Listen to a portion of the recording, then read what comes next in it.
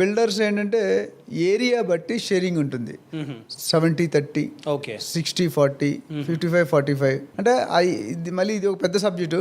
Simple ఒక లైన్లో చదివి ఈ షేరింగ్ ఎలా అవుతుంది అక్కడ చూసుకుంటే ఎప్పుడు ఓనర్ షేర్ ఎక్కువ ఉంటుంది. ఎందుకంటే సిటీలో వాల్యూ ఎక్కువ, ల్యాండ్ వాల్యూ. అంటే ఆ ల్యాండ్ వాల్యూ ఎక్కువ కాబట్టి ఆ ల్యాండ్ ఓనర్ కి ఏదైతే ల్యాండ్ ఉందో ఆ ల్యాండ్ లో వచ్చి బిల్డర్ కట్టినా కూడా సో ల్యాండ్ వాల్యూ ఎక్కువ కాబట్టి ఎవడైతే ల్యాండ్ ఓనర్ ఉన్నాడో వాడికి ఎక్కువ షేర్ వస్తుంది. ఎగ్జాక్ట్లీ.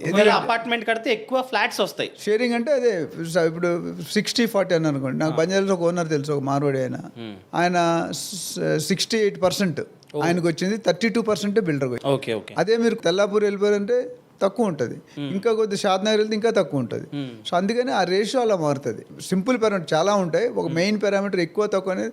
ఒక్కోసారి ల్యాండ్ చివరి ఇప్పుడు 100 కిలోమీటర్ జడ్చర్లో పెట్టారు, అప్పుడు బిల్డర్ షేర్ ఎక్కువ ఉంటుంది. బిల్డర్ షేర్ ఎక్కువ ఉంటుంది, ల్యాండ్ ధర తక్కువ, డిమాండ్ తక్కువ ఉంది కాబట్టి. Exactly. Okay okay. So it depends upon the market price.